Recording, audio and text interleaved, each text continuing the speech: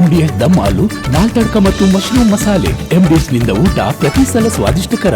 MDH ಯಾವಾಗ್ಲೂ ನಿಮ್ಗೆ ಹೊಸ ರುಚಿ ನೀಡಲು ಪ್ರತಿಬದ್ಧವಾಗಿದೆ.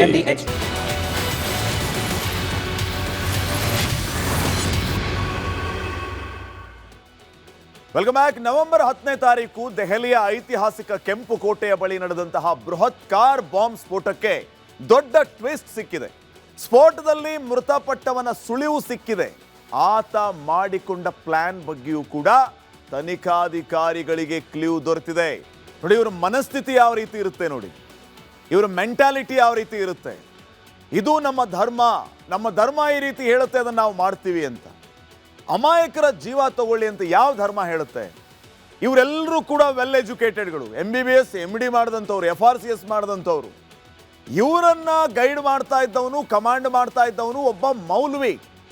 ಆ ಮೌಲ್ವಿ ಧರ್ಮ ಪ್ರಚಾರಕನಾಗಿ ಯಾವುದು ಒಳ್ಳೆಯದು ಅನ್ನೋದನ್ನ ಹೇಳಬೇಕಾಗಿತ್ತು. ಆದರೆ ಇಂತಲ್ಲಿ ಹೋಗಿ ಬಾಂಬ್ ಬ್ಲಾಸ್ಟ್ ಮಾಡಿ ಅಂತ ಇದೇ ಮೌಲ್ವಿ ಹೇಳ್ತಾನೆ. ಆ ಮೌಲ್ವಿ ಮಾತನ್ನ ಕಟ್ಕೊಂಡು ಈ ಡಾಕ್ಟರ್ಸ್ ಎಲ್ಲ ಒಂದಾಗ್ತಾರೆ. ಇದಕ್ಕಿಂತ ದುರಂತ ಬೇಕಾ? ಎಂಥ ಸಮಾಜ ಘಾತಕರು ನಮ್ಮ ಸುತ್ತಮುತ್ತ ಓಡಾಡ್ತಾರೆ ನೋಡಿ. ಈ ಮಾಡ್ಯೂಲ್ನ ಹಿಂದೆ ಆ ಮೌಲ್ವಿ ಕೆಲಸ ಮಾಡ್ತಾ ಇದ್ದ. White collar terror mastermind ಒಬ್ಬ ಮೌಲ್ವಿ ವೀಕ್ಷಕರೇ. ಶ್ರೀನಗರ ಮೌಲ್ವಿ ಇರ್ಫಾನ್ ಅಹಮದ್ ಅನ್ಸಾರಿ ಇದೆಲ್ಲದರ ಮಾಸ್ಟರ್ ಮೈಂಡ್ ಆಗಿ ಕೆಲಸ ಮಾಡ್ತಾ ಇದ್ದ. White collar terror module ready ಮಾಡಿದ್ದೇ ಈ ಮೌಲ್ವಿ. ಡಾಕ್ಟರ್ಗಳು ಮಾಡದ್ದನ್ನ ಈ ಮೌಲ್ವಿ ಮಾಡಿದ, ಯಾವುದೋ ಒಂದು ಮಸೀದಿಯಲ್ಲಿ ಕುತ್ಕೊಂಡು. ಜೈಷ್ ಎ ಮೊಹಮ್ಮದ್ ಉಗ್ರ ಸಂಘಟನೆ ಜೊತೆಗೆ ಈತನಿಗೆ ಸಂಪರ್ಕ. ಈ ಡಾಕ್ಟರ್ಸ್ ಮತ್ತೆ ಜೈಷ್ ಎ ಮೊಹಮ್ಮದ್ ಸಂಘಟನೆಯ ನಡುವೆ ಈತ ಬ್ರಿಡ್ಜ್ ಆಗಿದ್ದ ಮೌಲ್ವಿ. ಜೈಷ್ ಹಾಗೂ ಡಾಕ್ಟರ್ಗಳ ನಡುವೆ ಸಂಪರ್ಕ ಸೇತುವೆ ಆಗಿದ್ದವನೇ ಈ ಮೌಲ್ವಿ. ವಿದ್ಯಾವಂತ ಮುಸ್ಲಿಂ ಯುವಕರಿಗೆ ಉಗ್ರವಾದದ ಬಗ್ಗೆ ಈತ ಬೋಧಿಸ್ತಾ ಇದ್ದ. ನೋಡಿ, ಒಳ್ಳೆಯದನ್ನ ಹೇಳ್ಕೊಡ್ಲಿಲ್ಲ. ಉಗ್ರವಾದ ಎಲ್ಲಿ ಬ್ಲಾಸ್ಟ್ ಮಾಡಬೇಕು, ಎಲ್ಲಿ ರಕ್ತ ಹೀರಬೇಕು, ಎಲ್ಲಿ ಅಮಾಯಕರನ್ನ ಕೊಂದು ಮುಗಿಸ್ಬೇಕು, ಅದನ್ನ ಹೇಳ್ತಾ ಇದ್ದವನು ಈತ. ಯಾರು? ಮೌಲ್ವಿ. ವಿಧ್ವಂಸಕ ಕೃತ್ಯದ ಬಗ್ಗೆ ಮೌಲ್ವಿಗೆ ಜೈಷ್ ಎ ಮೊಹಮ್ಮದ್ ಆದೇಶವನ್ನ ನೀಡ್ತಾ ಇತ್ತು, ಆ ಸಂಘಟನೆ. ಈಗ ಏನ್ ಮಾಡಬೇಕು, ಯಾರಿಗೆ ಈ ಒಂದು ಟಾಸ್ಕ್ ಅನ್ನ ಕೊಡಬೇಕು, ಅದನ್ನ ಹೇಳ್ತಾ ಇದ್ದದ್ದು ಜೈಷ್ ಎ ಮೊಹಮ್ಮದ್ ಸಂಘಟನೆ. ಮೌಲ್ವಿಗೆ ಆ ಆದೇಶ ಬಂದ ತಕ್ಷಣ ಆ ಆದೇಶವನ್ನ ವೈದ್ಯರು ಪ್ರೊಫೆಸರ್ಗೆ ರವಾನಿಸ್ತಾ ಇದ್ದದ್ದು ಈ ಮೌಲ್ವಿ. ತನಗೆ ಬಂದ ಆರ್ಡರ್ಸ್ ಅನ್ನ ಇವ್ರಿಗೆ ಅದನ್ನ ಫಾರ್ವರ್ಡ್ ಮಾಡ್ತಾ ಇದ್ದ. ಈತ ಕಮಾಂಡ್ ಕೊಡ್ತಾ ಇದ್ದ. ವಿಧ್ವಂಸಕ ಕೃತ್ಯಕ್ಕೆ ಮೆಗಾ ಪ್ಲಾನ್ ಮಾಡ್ತಾ ಇದ್ದವನು ಇದೇ ಮೌಲ್ವಿ ಇರ್ಫಾನ್. ಒಂದಲ್ಲ ಎರಡಲ್ಲ, ಬರೋಬ್ಬರಿ 4 ಕಾರು ಖರೀದಿಗೆ ಪ್ಲಾನ್ ಮಾಡಿದ್ರು ಇವರು. 4 ಕಾರುಗಳನ್ನ ಇದೇ ರೀತಿ ಬ್ಲಾಸ್ಟ್ ಮಾಡೋದು. 4 ಕಾರುಗಳು, 8 ಟೆರರ್ ಡಾಕ್ಟರ್ಸ್, ಅವ್ರಿಗೆ ಇದರ ಹೊಣೆಯನ್ನ ನೀಡಿರ್ತಾನೆ. ದೆಹಲಿ ಮಾತ್ರ ಅಲ್ಲ, ಅಯೋಧ್ಯೆಯಲ್ಲಿ ಬ್ಲಾಸ್ಟ್ ಮಾಡೋಕ್ಕೆ ಪ್ಲಾನ್ ಮಾಡಿದ್ರು ಇವರು. ಕಾಶಿಯಲ್ಲಿ ಬ್ಲಾಸ್ಟ್ ಮಾಡೋಕ್ಕೆ ಪ್ಲಾನ್ ಮಾಡಿದ್ರು. ಪ್ರಯಾಗ್ರಾಜ್ ಮೇಲೆ ಬ್ಲಾಸ್ಟ್ ಮಾಡಕ್ಕೆ ಪ್ಲಾನ್ ಮಾಡಿದ್ರು. ದೆಹಲಿಯಲ್ಲಿ ಸ್ಫೋಟದ ಬಳಿಕ ಎಲ್ಲ ಪ್ಲಾನ್ ಉಲ್ಟಾ. ಇವರ ಸಂಚು ಬಯಲಾಯಿತು. 2900 kg ಸ್ಫೋಟಕ ವಸ್ತುಗಳು ಸಿಗುತ್ತೆ ಅಂತಂದ್ರೆ ಅದೇನಾದ್ರೂ ಬ್ಲಾಸ್ಟ್ ಆಗಿದ್ರೆ ಮುಂಬೈ ಬ್ಲಾಸ್ಟ್ಗಿಂತ ಭೀಕರವಾಗಿರ್ತಿತ್ತು. ಸಂದೀಪ್ ಚಕ್ರವರ್ತಿ, ನಮ್ಮ ಆಂಧ್ರದ ಕರ್ನೂಲ್ ಮೂಲದ ಹೆಮ್ಮೆಯ ಆಫೀಸರ್, ಇದೆಲ್ಲವನ್ನ ಪತ್ತೆ ಹಚ್ಚಿ ಇಂಥವರ ಹೆಡೆಮುರಿ ಕಟ್ಟುವಂತ ಕೆಲಸವನ್ನ ಸಮಯಕ್ಕೆ ಸರಿಯಾಗಿ ಮಾಡಿದಿರಲಿಲ್ಲ ಅಂತಂದ್ರೆ ದೊಡ್ಡ ಅವಾಂತರವೇ ಆಗ್ತಾ ಇತ್ತು. ಅದಕ್ಕಿಂತ ಮುಖ್ಯವಾಗಿ ಈ ವೈಟ್ ಕಾಲರ್ ಟೆರರಿಸ್ಟ್ಗಳಿದಾರಲ್ಲ, ಇವ್ರು ನೋಡಿ ಧರ್ಮದ ಅಫೀಫನ್ನ ನೆತ್ತಿಗೇರಿಸ್ಕೊಂಡು, ಆ ಅಫೀಮನ್ನ ತಲೆಗೇರಿಸ್ಕೊಂಡು ಎಂತೆಂಥ ಕೆಟ್ಟ ಕೆಲಸ, ಕುಕೃತ್ಯಗಳನ್ನ ಎಸಗ್ತಿದ್ದಾರೆ ಅಂತ. ಇಂಥವ್ರ ಬಗ್ಗೆ ಹುಷಾರಾಗಿರ್ಬಾರ್ದಾ? ಜಾಗೃತರಾಗಬೇಕಾದಂಥ ಸಮಯ ಬಂದಿದೆ.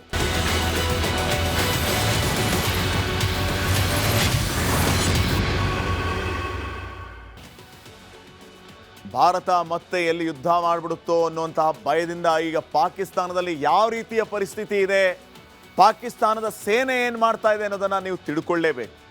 ಈಗ ಯಾವ ರೀತಿಯ ವಾತಾವರಣ ಇದೆ ಅಂತಂದ್ರೆ, ಒಂದು ಕಡೆ ಯುವ ಸೇನೆ, ಮತ್ತೊಂದು ಕಡೆ ವೃದ್ಧ ಸೇನೆ, ಒಂದು ಕಡೆ ಯುವಕರು, ಮತ್ತೊಂದು ಕಡೆ ಮುದುಕರು. ನಮ್ಮ ಭಾರತೀಯ ಸೇನೆ ಯುವ ಶಕ್ತಿಯಿಂದ ತುಂಬಿದೆ. ಆ ಕಡೆ ಪಾಕಿಸ್ತಾನದವರು ಮುದುಕರನ್ನ ಕರ್ಕೊಂಡ್ಬರುವಂಥ ಪರಿಸ್ಥಿತಿ ಬಂದಿದೆ. ಅದು ಹೆಂಗೆ ಹೇಳ್ತಾ ಹೋಗ್ತೀನಿ ನೋಡಿ. ಒಂದು ಕಡೆ ಭಾರತದ ದಾಳಿಯ ಭಯದಲ್ಲಿ ಪಾಕಿಸ್ತಾನ ಏನು ಮಾಡ್ತಾ ಇದೆ ಅಂತಂದ್ರೆ, ಎಲ್ಲಿ ನಮ್ಮ ಮೇಲೆ ಯಾವಾಗ ಭಾರತ ಅಟ್ಯಾಕ್ ಮಾಡಿಬಿಡುತ್ತೋ ಅಂತ ಹೇಳಿ ಆ ಪಾಕಿಸ್ತಾನದಲ್ಲಿರುವಂಥ ಸೈನಿಕರು ಸೇನೆನೇ ಬಿಟ್ಟು ಓಡೋಗ್ತಾ ಇದ್ದಾರೆ. ನಾವು ಬೇಡಪ್ಪ ಈ ಪರಿಸ್ಥಿತಿ ಅಂತ ಹೇಳಿ ಸೇನೆನ ಬಿಡ್ತಾ ಇದ್ದಾರೆ ಸೈನಿಕರು. ನಮ್ಮ ಸೈನಿಕರು ಹಂಗಲ್ಲ, ಯಾವಾಗ ಅನೌನ್ಸ್ ಮಾಡ್ತಾರೆ ಅಂತ ಕಾಯ್ತಿದ್ದಾರೆ. ಒಂದೇ ಒಂದು ಆರ್ಡರ್ಗೋಸ್ಕರ ನಮ್ಮ ಭಾರತೀಯ ಸೈನಿಕರು ವೇಟ್ ಮಾಡ್ತಾ ಇದ್ದಾರೆ. ಒಂದೇ ಒಂದು ಆರ್ಡರ್ ಬಂತು, ಪಾಕಿಸ್ತಾನ್ ಉಡೀಸ್. ಸೈನಿಕರ ನಡೆಯಿಂದ ಆರ್ಮಿ ಚೀಫ್ ಮುನೀರ್ಗೆ ಒಂದು ರೀತಿ ಟೆನ್ಷನ್ ಆಗ್ಬಿಟ್ಟಿದೆ. ಸೈನಿಕರೆಲ್ಲ ಬಿಟ್ಟು ಓಡೋಗ್ತಿದ್ದಾರೆ, ಏನ್ ಮಾಡೋದು, ಯಾರನ್ನ ಕರ್ಕೊಂಬರೋದು ಯುದ್ಧ ಮಾಡಕ್ಕೆ ಅಂತ. ಹಿಂಗಾಗಿ ಆತ ಮಾಡ್ತಿರೋದೇನಂತಂದ್ರೆ ರಿಟೈರ್ಡ್ ಆದ ಸೈನಿಕರನ್ನ ಮತ್ತೆ ಸೇನೆಗೆ ಸೇರಿಸೋದಕ್ಕೆ ನಿರ್ಧಾರ ಮಾಡಿದ್ದಾನೆ. ಯಾರು ಬರ್ತಾರೆ, ಈತ ನಿರ್ಧಾರ ಮಾಡ್ತಾನೆ. ರಿಟೈರ್ಡ್ ಆದವರು ಮತ್ತೆ ಸೇನೆಗೆ ಬರೋದಕ್ಕೆ ಸಾಧ್ಯನಾ? ಅವ್ರಿಗೆ ನಿಲ್ಲಕ್ಕಾಗಲ್ಲ. ಬಂದು ಏನು ಮಾಡ್ತಾರೆ ಅವರು?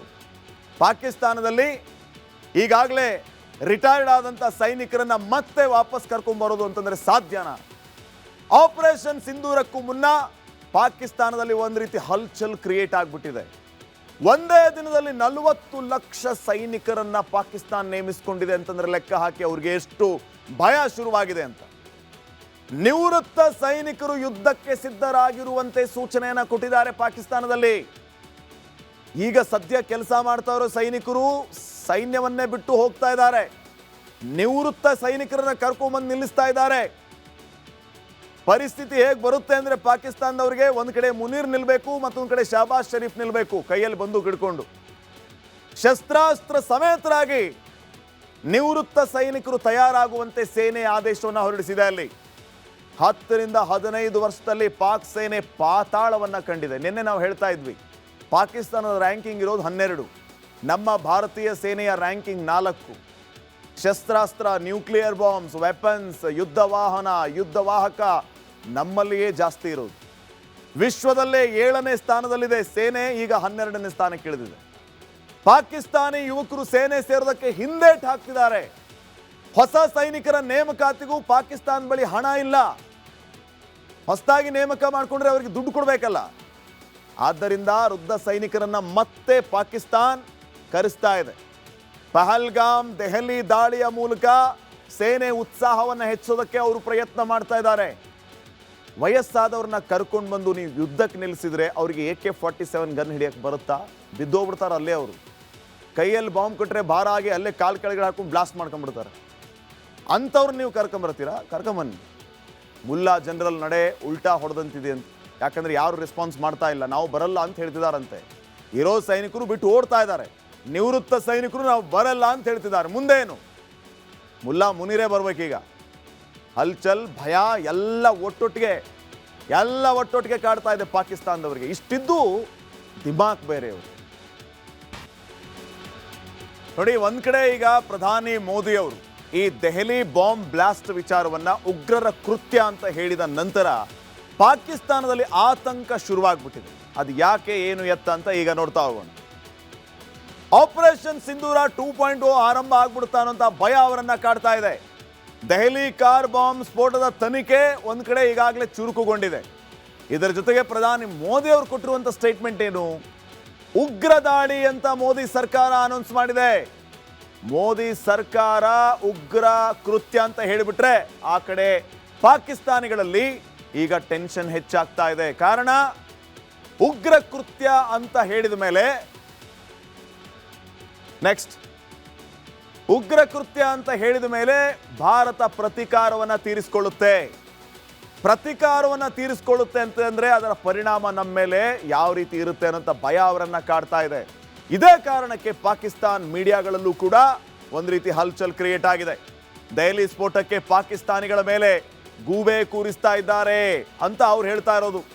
ಪಾಕಿಸ್ತಾನಿ ಮಾಧ್ಯಮಗಳಲ್ಲಿ ಈ ರೀತಿ ಚರ್ಚೆ ಆಗ್ತಾ ಇದೆ, ನಮಗೂ ಆ ಬ್ಲಾಸ್ಟ್ಗೂ ಸಂಬಂಧ ಇಲ್ಲ, ನಮ್ಮ ಮೇಲೆ ಗೂಬೆ ಕೂರಿಸ್ತಾ ಇದ್ದಾರೆ ಅಂತ. ಇನ್ನೊಂದು ಕಡೆ ನೋಟಮ್ ಜಾರಿ ಮಾಡಿದ್ದಾರೆ. ನೋಟಮ್ ಅಂತಂದ್ರೆ ಏರ್ ಡಿಫೆನ್ಸ್ ಸಿಸ್ಟಮ್ ಆಕ್ಟಿವ್ ಮಾಡ್ಕೊಳ್ಳಿ, ಯಾವ ಕ್ಷಣದಲ್ಲಿ ಬೇಕಾದರೂ ಯುದ್ಧ ಅನೌನ್ಸ್ ಆಗ್ಬೋದು ಅಂತ ಹೇಳಿ ಅಲ್ಲಿನ ಎಲ್ಲ ವಾಯುಪಡೆಯ ಸಿಬ್ಬಂದಿಗೆ ಒಂದು ಅಲರ್ಟ್ ಮೆಸೇಜ್ ಅನ್ನ ಪಾಸ್ ಮಾಡಿರ್ತಾರೆ. ಅದು ನೋಟಮ್, ಅದನ್ನ ಜಾರಿ ಮಾಡಿದ್ದಾರೆ. 3 ಸೇನೆಗಳನ್ನ ಹೈ ಅಲರ್ಟ್ ಅಲ್ಲಿ ಇಟ್ಟಿದೆ ಪಾಕಿಸ್ತಾನ್. ಸೊ ಈ ರೀತಿಯ ಪರಿಸ್ಥಿತಿಯಲ್ಲಿದೆ. ಅಸಿಂ ಮುನೀರ್ ನಿರಂತರ ಸಭೆಯನ್ನ ಮಾಡ್ತಾನೆ ಇದ್ದಾನೆ. ಆತನಿಗೆ ನಿದ್ದೆನೂ ಬರ್ತಾ ಇಲ್ಲ.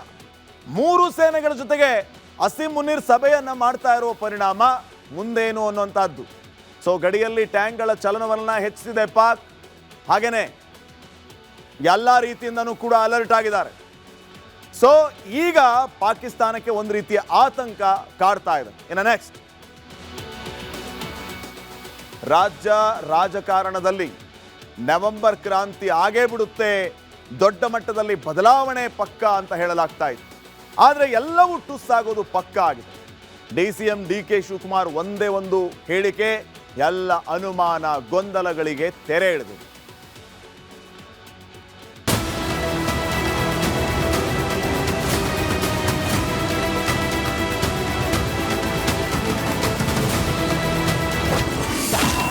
ದೆಹಲಿ ಅಂಗಳಕ್ಕೆ ಪವರ್ ಶೇರಿಂಗ್ ಆಟ,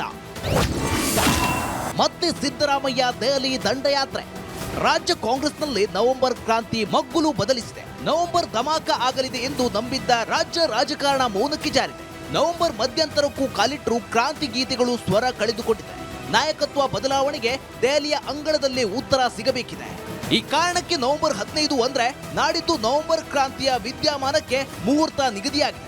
ಸಿದ್ದರಾಮಯ್ಯ DKಶಿ ನಡುವಿನ ಕುರ್ಚಿ ಕದನಕ್ಕೆ ಅವತ್ತು ಇತಿಶ್ರೀ ಬೀಳುವ ಸಾಧ್ಯತೆ ಇದೆ. ನವೆಂಬರ್ 15 ಸಿಎಂ ಸಿದ್ದರಾಮಯ್ಯ ದೆಹಲಿ ದಂಡಯಾತ್ರೆಗೆ ಸಜ್ಜಾಗ್ತಿದ್ದಾರೆ. ನವೆಂಬರ್ ಕ್ರಾಂತಿ ಸದ್ದು ಮಾಡುತ್ತಿರುವ ಸಂದರ್ಭದಲ್ಲಿ ಡೆಲ್ಲಿ ಅಂಗಳಕ್ಕೆ ಪವರ್ ಶೇರಿಂಗ್ ಆಟ ಶಿಫ್ಟ್ ಆಗ್ತಿದೆ. CM Siddaramaiah, DCM DK Shivakumar ಇಬ್ಬರು ನವೆಂಬರ್ 15ಕ್ಕೆ ಡೆಲ್ಲಿಯಲ್ಲಿ ಇರಲಿದ್ದಾರೆ. ಕಪಿಲ್ ಸಿಬಲ್ ಪುಸ್ತಕ ಬಿಡುಗಡೆ ನೆಪದಲ್ಲಿ ಇಬ್ಬರು ಹೈಕಮಾಂಡ್ ಭೇಟಿಗೆ ಸಿದ್ಧತೆ ನಡೆಸಿದ್ದಾರೆ. ಡೆಲ್ಲಿ ಭೇಟಿ ವೇಳೆ ಸಿಎಂ ಸಿದ್ದರಾಮಯ್ಯ ಸಂಪುಟ ಪುನರ್ರಚನೆ ದಾಳ ಹೂಡ್ತಿದ್ದಾರೆ. ಬೆಳಗಾವಿ ಅಧಿವೇಶನಕ್ಕೂ ಮೊದಲು ಪುನರ್ರಚನೆ ಆಗಬೇಕು ಎಂದು ಪಟ್ಟು ಹಿಡಿದಿದ್ದಾರೆ. ರೀಶಫಲ್ಗೆ DKಶಿ ವಿರೋಧಿಸುತ್ತಿದ್ದಾರೆ. ಪುನರ್ರಚನೆ ಒಪ್ಪಿದ್ರೆ ಪಟ್ಟ ಸಿಗಲ್ಲ ಅನ್ನೋದು DKಶಿ ಲೆಕ್ಕ. 5 ತಿಂಗಳ ಹಿಂದೆ ಪುನರ್ರಚನೆಗೆ ಹೈಕಮಾಂಡ್ ಬಳಿ ಚರ್ಚಿಸಿದ್ದ ಸಿದ್ದು ಈಗ ಅದೇ ಅಸ್ತ್ರ ಪ್ರಯೋಗಿಸುತ್ತಿದ್ದಾರೆ. ಈಗ ನಾನು ಹೇಳ್ದಲ್ಲ, ಈಗ ನಮ್ಮ AICC ಅಧ್ಯಕ್ಷರು ಮನೆ ಮುಂದೆ ನಿಂತ್ಕೊಂಡು ಹೇಳ್ತಾ ಇದ್ದೀನಿ ನಾನು. ಈ 22ವರೆಗೂ ಸಿದ್ದರಾಮಯ್ಯ ಮುಖ್ಯಮಂತ್ರಿ ಕುರ್ಚಿ ಖಾಲಿ ಇಲ್ಲ. ಅದು ಖಾಲಿ ಇದ್ದರೆ ತಾನೇ ಚರ್ಚೆ ಆಗಬೇಕಾಗಿರೋದು. ಈಗ ಅವರು ಅಧ್ಯಕ್ಷ ಆಗಿದ್ದಾರೆ, ಅಧ್ಯಕ್ಷ ಕುರ್ಚಿನೂ ಖಾಲಿ ಇಲ್ಲ. ಅವರು ಮುಖ್ಯಮಂತ್ರಿ ಆಗಬೇಕಂತ ಆಸೆ ಇದೆ. ಯಾರಿಗೂ ಆಸೆ ಇರಲ್ಲ ಮುಖ್ಯಮಂತ್ರಿ ಆಗಬೇಕಂತ? ನಿಮ್ಮ ಮುಖ್ಯಮಂತ್ರಿ ಮಾಡ್ತೀನಿ ಅಂದರೆ ಆಸೆ ಇರೋಲ್ವಾ? ಇಲ್ಲ, ನಿಮ್ಗೆ ಆಸೆ ಇದೆಯೋ ಇಲ್ಲೋ ಕೇಳಿ. ಎಲ್ಲ ಯಾರಿಗೂ ಮುಖ್ಯಮಂತ್ರಿ ಆಗಬೇಕಂತ ಎಲ್ಲರಿಗೂ ಆಸೆ ಇರೋ ಸಹಜ. ಆ ಶಿವಕುಮಾರ್ಗೂ ಇದೆ, ಅವ್ರ ಅಭಿಮಾನಿಗಳು ಇದೆ. ನಾವು ಸಿದ್ದರಾಮಯ್ಯ ಆದಮೇಲೆ 28 ಆದಮೇಲೆ ಶಿವಕುಮಾರ್ ಮುಖ್ಯಮಂತ್ರಿ ಆಗಬೇಕಂತ ನಾವು ಬಯಸ್ತೀವಿ. ತಮ್ಮ ಸಚಿವ ಸಂಪುಟ ಸಹೋದ್ಯೋಗಿ ಜಮೀರ್ ಅಹಮದ್ ಖಾನ್ ಅವರು ಹೇಳಿದ್ದಾರೆ, DK ಶಿವಕುಮಾರ್ ಪಕ್ಷಕ್ಕಾಗಿ ಕಷ್ಟಪಟ್ಟಿದ್ದಾರೆ, ಅವರು 2028ಕ್ಕೆ ಮುಖ್ಯಮಂತ್ರಿ ಆಗಬೇಕು. ಈಗ 2028ರವರೆಗೆ ಸಿದ್ದರಾಮಯ್ಯ ಅವರೇ ಮುಖ್ಯಮಂತ್ರಿ. AICC ಅಧ್ಯಕ್ಷರ ಮನೆ ಮುಂದೆ ನಿಂತ್ಕೊಂಡು ಹೇಳ್ತೀನಿ ನಾನು, ಅವರೇ ಮುಖ್ಯಮಂತ್ರಿ 2028. ಬಹಳ ಸಂತೋಷ. ತಪ್ಪೇನಿದೆ, ಮುಖ್ಯಮಂತ್ರಿ ಇದ್ದಾರೆ, ಇರಲಿ. ನಾವು ಯಾರು ಅದಕ್ಕೆ ಬೇಜಾರು ಮಾಡ್ಕೊಳ್ತಾ ಇಲ್ಲ, ಜೊತೆ ಕೆಲಸ ಮಾಡ್ತಾ ಇದ್ದೀವಿ, ಒಟ್ಟಿಗಿದ್ದೀವಿ. ಇಬ್ಬರು ಡೆಲ್ಲಿಗೆ ತಲುಪುವ ಮುನ್ನವೇ ರಣರಂಗದಲ್ಲಿ ಮತ್ತೊಬ್ಬ ಆಟಗಾರನ ಪ್ರವೇಶ ಆಗಿದೆ. ಅದು ಬೆಳಗಾವಿ ಸಾಹುಕಾರ್ ಸಚಿವ ಸತೀಶ್ ಜಾರಕಿಹೊಳಿ. 2 ದಿನಗಳ ಹಿಂದೆನೆ ಡೆಲ್ಲಿಯಲ್ಲಿ ಬೀಡು ಬಿಟ್ಟಿದ್ದಾರೆ. ಮೊನ್ನೆ ರಾಜ್ಯ ಉಸ್ತುವಾರಿ ಸುರ್ಜೇವಾಲಾ ಭೇಟಿ ಮಾಡಿ KPCC ಪಟ್ಟ ಸೇರಿ ಕೆಲ ವಿಚಾರಗಳಲ್ಲಿ ಡಿಮಾಂಡ್ ಇಟ್ಟಿದ್ದಾರೆ ಎನ್ನಲಾಗಿದೆ. Bureau report, republic Kannada. So ರಾಜ್ಯ ಕಾಂಗ್ರೆಸ್ನಲ್ಲಿ ನವೆಂಬರ್ ಕ್ರಾಂತಿ ಸಂಕ್ರಾಂತಿಗೆ ಪೋಸ್ಟ್ಪೋನ್ ಆಗುತ್ತೆ ಅಂತ ಹೇಳಲಾಗ್ತಾ ಇರುವಂತಹ ನಡುವೆ ಸಾಹುಕಾರ್ ಸತೀಶ್ ಜಾರಕಿಹೊಳಿ ಬಿಗ್ ಟ್ವಿಸ್ಟ್ ಅನ್ನ ಕೊಟ್ಟಿದ್ದಾರೆ. ದಿಢೀರ್ ದಿಲ್ಲಿಗೆ ದಂಡಯಾತ್ರೆ ನಡೆಸಿ ಉಸ್ತುವಾರಿ ರಣದೀಪ್ ಸುರ್ಜೇವಾಲಾ ಅವರನ್ನ ಭೇಟಿಯಾಗಿರೋದು ಈಗ ಬಿಸಿ ಬಿಸಿ ಚರ್ಚೆಗೆ ಕಾರಣವಾಗಿದೆ.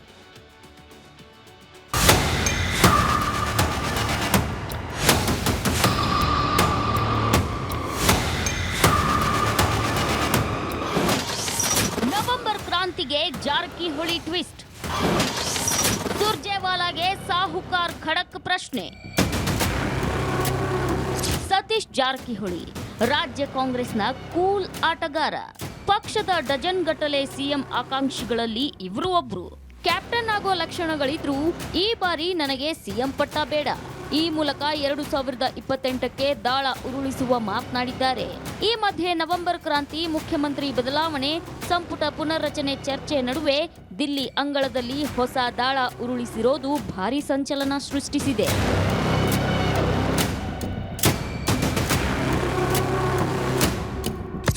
ರಾಜ್ಯ ಕಾಂಗ್ರೆಸ್ನಲ್ಲಿ ರಾಜಕೀಯ ಸಂಚಲನ ಆಗಿದೆ. ಬಿಹಾರ ಎಲೆಕ್ಷನ್ ಮುಗಿತಿದ್ದೇ ತಡ ಸಚಿವ ಸತೀಶ್ ಜಾರಕಿಹೊಳಿ ದಿಲ್ಲಿ ಪ್ರವಾಸ ಕೈಗೊಂಡಿದ್ದು ಉಸ್ತುವಾರಿ ಸುರ್ಜೇವಾಲಾ ಭೇಟಿಯಾಗಿ ಸಸ್ಪೆನ್ಸ್ ಮೂಡಿಸಿದ್ದಾರೆ. 2028ಕ್ಕೆ ಮುಖ್ಯಮಂತ್ರಿ ಸೀಟ್ ಮೇಲೆ ಕೂರೋಕೆ ಈಗಿನಿಂದಲೇ ತಯಾರಿ ನಡೆಸಿರೋ ಸತೀಶ್ ಜಾರಕಿಹೊಳಿ ನಡೆ ಕುತೂಹಲ ಮೂಡಿಸಿದೆ.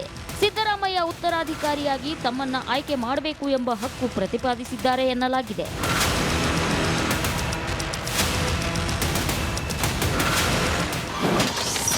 ರಾಜ್ಯದಲ್ಲಿ ಕೆಪಿಸಿಸಿ ಅಧ್ಯಕ್ಷರನ್ನ ಯಾವಾಗ ಬದಲಾವಣೆ ಮಾಡ್ತೀರಿ? ಲೋಕಸಭಾ ಎಲೆಕ್ಷನ್ ಬಳಿಕ ಬದಲಾವಣೆ ಅಂದಿದ್ರಿ. ಬಿಹಾರ ಎಲೆಕ್ಷನ್ ಕೂಡ ಮುಗಿದಿದೆ. ಈಗಲಾದ್ರೂ ಗಮನ ಹರಿಸಿ, ಯಾರನ್ನಾದ್ರೂ ಮಾಡಿ, ಆದ್ರೆ ಬೇಗ ಅಧ್ಯಕ್ಷರನ್ನ ನೇಮಿಸಿ ಎಂದು ಸುರ್ಜೇವಾಲಾ ಮುಂದೆ ಸತೀಶ್ ಜಾರಕಿಹೊಳಿ ಪಟ್ಟು ಹಿಡಿದಿದ್ದಾರೆ. ಅಲ್ಲದೆ ನಾಯಕತ್ವ ಬದಲಾವಣೆ ಬಗೆಗಿನ ಚರ್ಚೆಗೆ ಬ್ರೇಕ್ ಹಾಕಬೇಕು. ಸ್ಥಳೀಯ ಸಂಸ್ಥೆಗಳ ಚುನಾವಣೆಗೆ ನಾವು ಸಜ್ಜಾಗಬೇಕಿದೆ. ಪಕ್ಷ ಸಂಘಟನೆಗೆ ವೇಗ ಸಿಗಬೇಕಿದ್ದರೆ ಬೇಗ ನೇಮಕ ಮಾಡಿ ಎಂದು ಸತೀಶ್ ಆಗ್ರಹಿಸಿದ್ದಾರೆ. ಯಾವ ಕ್ರಾಂತಿನೂ ಆಗಲ್ಲ ಅನ್ನೋದು ಕಾಂಗ್ರೆಸ್ನ ಹಲವು ನಾಯಕರ ವಾದ ಆಗಿದೆ. ಆದರೆ ಪಕ್ಷದಲ್ಲಿ ನಡೆಯುತ್ತಿರೋ ಕೆಲವು ಬೆಳವಣಿಗೆಗಳು ಕ್ರಾಂತಿ ಆಗೋ ಮುನ್ಸೂಚನೆ ನೀಡುತ್ತಿದೆ. ಯಾವ ತಿಂಗಳಲ್ಲಿ ಕ್ರಾಂತಿ ಆಗುತ್ತೆ ಅನ್ನೋದು ಮಾತ್ರ ಇನ್ನೂ ನಿಗೂಢ. Bureau report, republic Kannada. ಸಚಿವ ಪ್ರಿಯಾಂಕ್ ಖರ್ಗೆ ಕ್ಷೇತ್ರದಲ್ಲಿ ಆರ್ಎಸ್ಎಸ್ ಪಥಸಂಚಲನಕ್ಕೆ ಕೊನೆಗೂ ಅನುಮತಿ ಸಿಕ್ಕಿದೆ. ಚಿತ್ತಾಪುರದಲ್ಲಿ ನವೆಂಬರ್ 16ಕ್ಕೆ ಕೇಸರಿ ಕಹಳೆ ಮೊಳಗಲಿದೆ. ಆದರೆ ಈ ಸಂಭ್ರಮಕ್ಕೆ ಕೋರ್ಟ್ ಹಲವು ಕಂಡೀಷನ್ಗಳನ್ನ ಅಪ್ಲೈ ಮಾಡ್ತೀವಿ ಅಂತ ಹೇಳಿದೆ.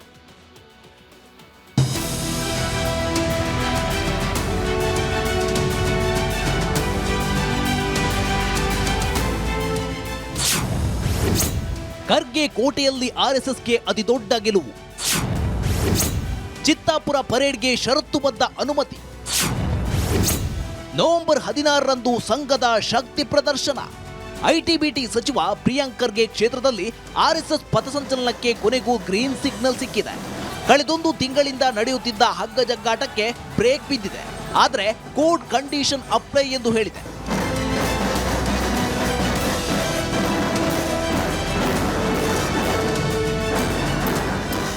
ಹೌದು, ಖರ್ಗೆ ಕೋಟೆಯಲ್ಲಿ ಆರ್ಎಸ್ಎಸ್ ಪರೇಡ್ ನಡೆಯಲಿದೆ. ಚಿತ್ತಾಪುರದಲ್ಲಿ ಪಥಸಂಚಲನಕ್ಕೆ ಕಲಬುರಗಿ ಹೈಕೋರ್ಟ್ ಪೀಠ ಷರತ್ತುಬದ್ಧ ಅನುಮತಿ ನೀಡಿದ್ದು ನವೆಂಬರ್ 16ರಂದು ಚಿತ್ತಾಪುರದಲ್ಲಿ ಸಂಘದ ಶಕ್ತಿ ಪ್ರದರ್ಶನವಾಗಲಿದೆ.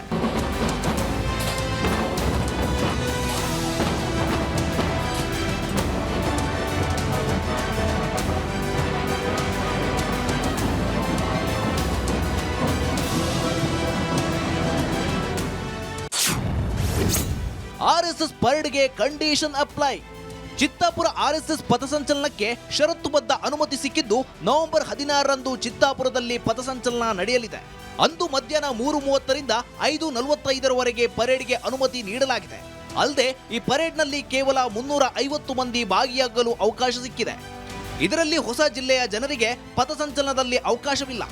ಜೊತೆಗೆ ಪಥಸಂಚಲನದಲ್ಲಿ ಭಾಗಿ ಆಗುವವರ ಮಾಹಿತಿ ಕೊಡಬೇಕು. ಪರೇಡ್ನಲ್ಲಿ 300 ಗಣವೇಷಧಾರಿಗಳು, 50 ಬ್ಯಾಂಡ್ ಸಿಬ್ಬಂದಿಗೆ ಮಾತ್ರ ಅವಕಾಶ ಇರಲಿದ್ದು ಜಿಲ್ಲಾಡಳಿತ ಸೂಚಿಸಿದ ಮಾರ್ಗದಲ್ಲೇ ಪಥಸಂಚಲನ ಸಾಗಬೇಕು. ಜೊತೆಗೆ ಪೊಲೀಸರ ಕಾರ್ಯಕ್ಕೆ ಯಾವುದೇ ಅಡ್ಡಿ ಮಾಡಬಾರದು ಹಾಗೂ ಯಾವುದೇ ಅಹಿತಕರ ಘಟನೆ ನಡೆದರೆ ಆಯೋಜಕರೇ ಹೊಣೆ ಎಂದು ಕೋರ್ಟು ಷರತ್ತು ವಿಧಿಸಿದೆ.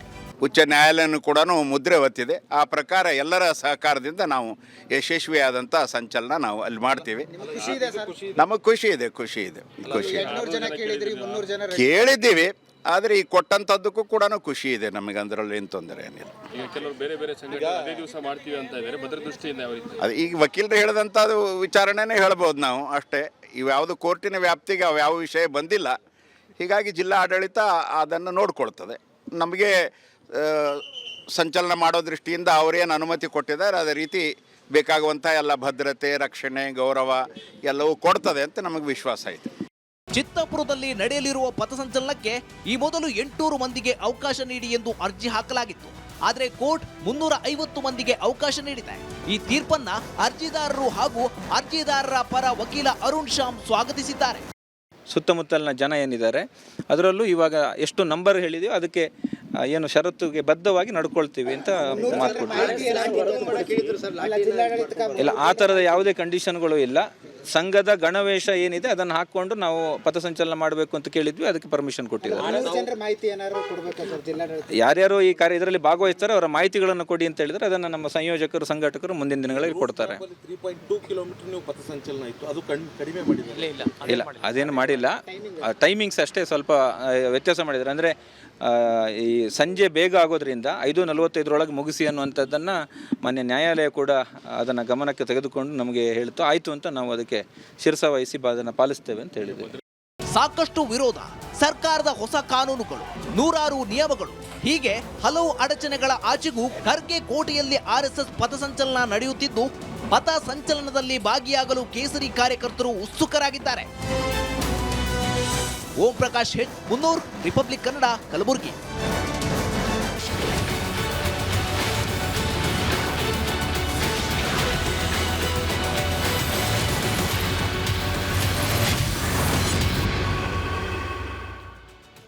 Welcome back. ಬೆಂಗಳೂರಿನಲ್ಲಿ ಲೋಕಾರ್ಪಣೆಗೊಂಡ ದೇಶದ ಪ್ರಪ್ರಥಮ ಸ್ಟಾರ್ಟ್ಅಪ್ ಪಾರ್ಕ್ ಯುವ ಪೀಳಿಗೆಯನ್ನ ಕೈ ಬೀಸಿ ಕರೀತಾ ಇದೆ. ಕೋರಮಂಗಲದ ಸ್ಟಾರ್ಟ್ಅಪ್ ಪಾರ್ಕ್ಗೆ ಇವತ್ತು ಬಾಲಿವುಡ್ ನಟ ಅರ್ಜುನ್ ರಾಮ್ಪಾಲ್ ಎಲ್ಲರಿಗೂ ಆಲ್ ದಿ ಬೆಸ್ಟ್ ಹೇಳಿದರು.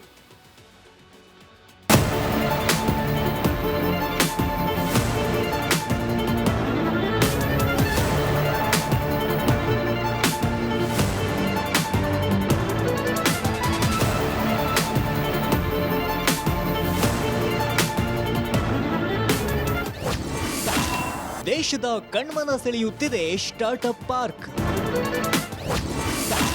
ಯುವಕರಿಗೆ ಆಲ್ ದಿ ಬೆಸ್ಟ್ ಹೇಳಿದ ಬಾಲಿವುಡ್ ನಟ. ಸಿಲಿಕಾನ್ ಸಿಟಿ ಬೆಂಗಳೂರು ಈಗ ಸ್ಟಾರ್ಟ್ಅಪ್ ಕ್ಯಾಪಿಟಲ್ ಆಗಿ ಬದಲಾಗ್ತಿದೆ. ರಾಜ್ಯ ರಾಜಧಾನಿ ಈಗ ದೇಶ ವಿದೇಶಗಳಲ್ಲಿ ತನ್ನ ಸ್ಟಾರ್ಟ್ಅಪ್ ಇನೋವೇಷನ್ ಮೂಲಕ ದಿಗ್ಗಜ ರಾಷ್ಟ್ರಗಳಿಗೆ ಟಕ್ಕರ್ ಕೊಡ್ತಿದೆ.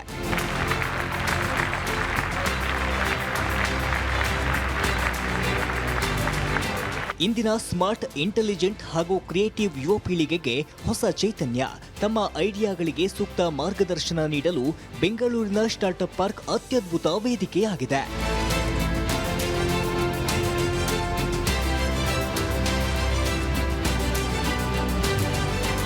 ಹೌದು, ದೇಶದ ಪ್ರಪ್ರಥಮ ಸ್ಟಾರ್ಟ್ಅಪ್ ಪಾರ್ಕ್ ನಮ್ಮ ಬೆಂಗಳೂರಿನಲ್ಲಿ ಆರಂಭವಾಗಿದೆ.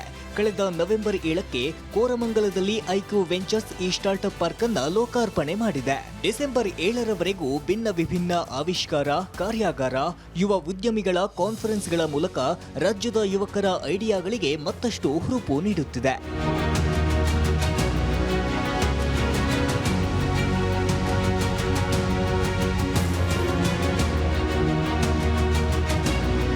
ಇಂದು ಸ್ಟಾರ್ಟ್ಅಪ್ ಫೆಸ್ಟಿವಲ್ನ 7ನೇ ದಿನ. ಇಂದು ಅನೇಕ ಕಾರ್ಯಾಗಾರಗಳನ್ನು ಆಯೋಜಿಸಲಾಗಿತ್ತು.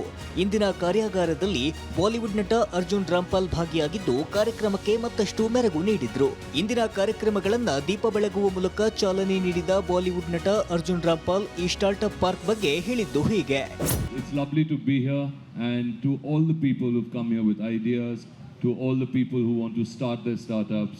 From my heart, I wish you all the best and I hope you get tremendous amount of success and whatever investment you get from here, I hope you can quadruple it and return it and have a very, very successful life. So God bless, good luck. Bangalore has always been a pioneer of whether it is IT, whether it is music or whether it is any form of art and culture. The city and Karnataka as a state has given India a whole lot in every sphere and walk of life. So good luck to all of you and congratulations once again to the Startup Park. ಇನ್ನು December 7ರವರೆಗೂ ಇದೇ ರೀತಿ ವಿವಿಧ ಕಾಂಕ್ಲೇವ್ಗಳನ್ನು ಹಾಗೂ startup ನಡೆಯಲಿದ್ದು ಸಾವಿರಾರು ಜನರು ಭಾಗಿಯಾಗುವ ಸಾಧ್ಯತೆ ಇದೆ. News desk, republic Kannada.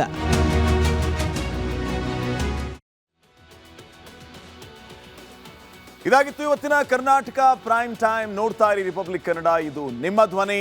ನಮಸ್ಕಾರ. ಆರೋಗ್ಯ ಹಾಗೂ ನ್ಯೂಟ್ರಿಷನ್ ಸಿಗುತ್ತೆ ನೋಡಿ, ಬಾಡಿ ಸ್ಟ್ರಾಂಗ್ ಆಗುತ್ತೆ. ಸ್ವಲ್ಪ ತಿಂದು ಹಸಿವು ನಿಗುತ್ತೆ, ಡೈಜೆಷನ್ಗೆ ಇಲ್ಲ ಅಪಾಯ. MDH ಸೋಯಾ ಟೀ, ಅಸಲಿ ಪ್ರೋಟೀನ್. MDH